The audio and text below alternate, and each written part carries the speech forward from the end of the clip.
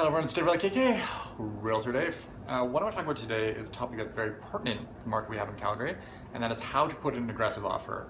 And I should say it's how to put in an aggressive offer without completely pissing off the seller. And that's always a danger when you put in an aggressive offer.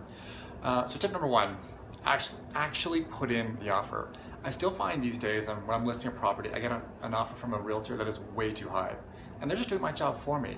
You know, if you think a property is worth $300,000, you can still try and get it for $290. That way, if the property goes down next little bit, which I more than likely will, you still have a cushion built in there.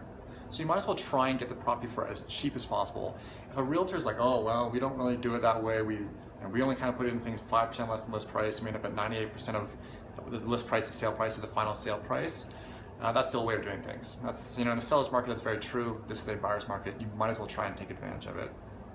My second tip is provide comps, provide rationale for your offer. People hate feeling they're being taken advantage of.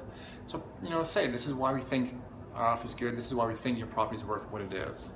There's lots of sellers who are overpriced these days. They're still looking 2 years ago maybe. It's time to get in touch with the current market. And when you write this letter up, address it to the seller, so that way the realtor can forward it to their seller, and only stick to the facts. You know, I hate when people try and put things in like, oh, the market's only going to go down as more people lose their job, as oil prices plummet, blah, blah. You know, these things might be true, but it comes across a little bit as fear-mongering.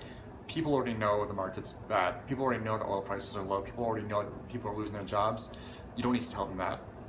The third tip, and this is probably the most important, is be patient. It's amazing these days, you know, you put an offer in and you just wait.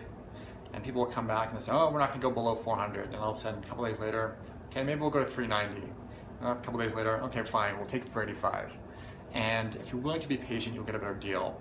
Obviously, if you do that, you might lose a property, someone else might come in and buy it, but there's always more properties available. And I think, you know, that's the biggest thing, is that in this market, you don't really want to rush in. I know it's hard sometimes if you want to find a place, you want to buy a place. However, being patient will ensure that you get a best deal for your dollar. Any questions, guys, as always, feel free to give me a phone call, 403-990-1278, or fire me an email through my website, which is realtordave.ca. All right, guys, thanks a lot for watching. Talk to y'all soon. Bye.